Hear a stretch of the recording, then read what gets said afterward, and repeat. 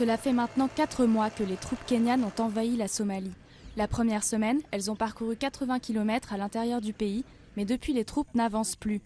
Et même dans les villes contrôlées par le Kenya, comme ici à Tabda, les attaques des Al-Shabaab, ces insurgés islamistes soutenus par Al-Qaïda, sont courantes.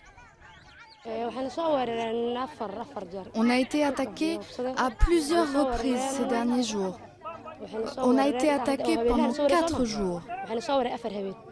Pourtant, les habitants affirment que leurs conditions de vie s'améliorent. Désormais, l'aide internationale peut être acheminée jusqu'ici.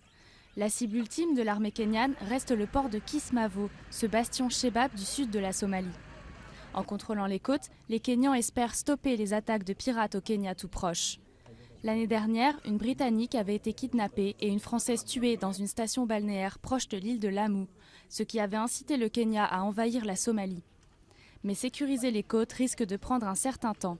Nous devons y aller systématiquement, sécuriser les lieux avant de continuer à avancer. Nous sommes déterminés à atteindre Kismayo, mais nous le ferons en temps et en heure. La communauté internationale se réunit à Londres pour discuter de la Somalie. Comment obtenir un retour au calme dans un pays en guerre depuis 20 ans? La solution pourrait être d'investir plus d'argent pour aider les forces de l'Union africaine qui tentent de venir à bout d'Al-Shabaab.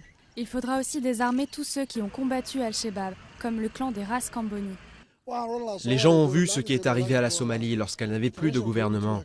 Donc maintenant, la priorité de la communauté internationale devrait être de nous aider à former un nouveau gouvernement pour que nous puissions nous-mêmes assurer notre sécurité. Et pour le peuple de Somalie, c'est une victoire de voir que le tribalisme et le clanisme a pris fin. C'est pourquoi nous sommes favorables à cette conférence. Il y a encore du chemin à faire pour amener la paix en Somalie. L'armée kenyane l'a appris à ses dépens. Il n'y a pas de victoire rapide dans ce pays.